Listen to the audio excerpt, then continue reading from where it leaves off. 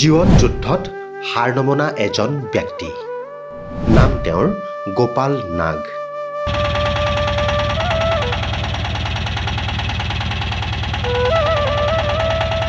পথ দুৰ্ঘটনাত হেৰুৱাইছিল দুয়োখন ভৰি আৰু এতিয়া তেওঁ এগৰাকী সফল কৃষক। এনেদৰে নিজেই কোৰ মাৰে, পাৱাৰ টিলাৰো চলায়।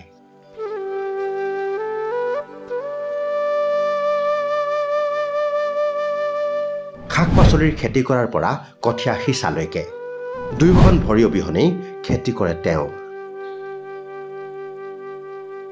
এতিয়া ধৰক শালি খেতিৰ সময়, এই দুবাৰমান হাল মাৰিলোঁ পথাৰত, ধৰক কঠীয়াও পৰা হ'ল আৰু লগতে মোৰ শাক পাচলিৰ খেতিও যথেষ্টখিনি আগবাঢ়িছে, এতিয়া ফল দিব ধৰিছে। তো কিছু পৰিমাণে মই বিক্ৰী কৰিব সক্ষম হৈছোঁ। আৰু এতিয়া আপোনালোকে দেখিছে যে পথাৰত এই 3 নম্বৰ চাষ মাৰিবৰ কাৰণে মই নিজে পাৱাৰ টিলাৰ লৈ পথাৰত নামিছোঁ। জীৱন যুদ্ধত হাৰ নমনা গহপুৰ চন্দামাৰী বঙালী গাঁৱৰ এইজন যুৱ কৃষক গোপাল নাগ। 2014 চনত গুৱাহাটীৰ যোৰাবাটৰ মাজভাগৰ এক পথ দুৰ্ঘটনাত লোকজনে হেৰুৱাইছিল দুয়োখন ভৰি। 5 বাৰকৈ চিকিৎসকে অস্ত্ৰোপচাৰ কৰিও বচাব নোৱাৰিলে ভৰি দুখন। 2014 চনত এজন লগৰীয়াক লগ কৰিবলৈ যোৰাবাটত গৈছিলোঁ। সেই সময়ত তেওঁক লগ কৰি পেলাই যেতিয়া বাছ ষ্টেণ্ড ফালে যাওঁতে এখন বাহনে পিছফালেদি খুন্দিয়াৰ ফলত এই দুৰ্ঘটনা ঘটে।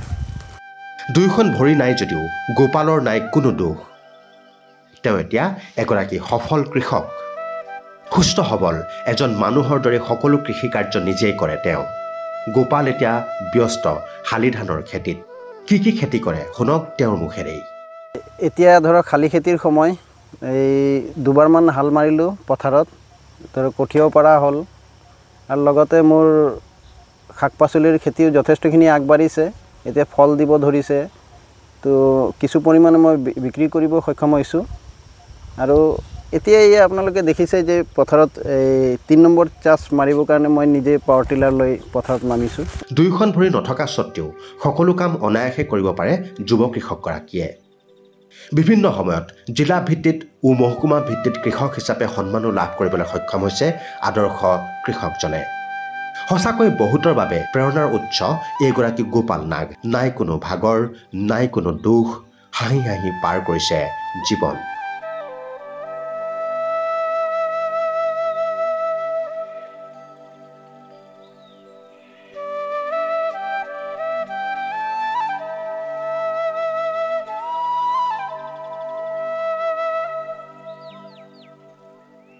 News desk NZ news.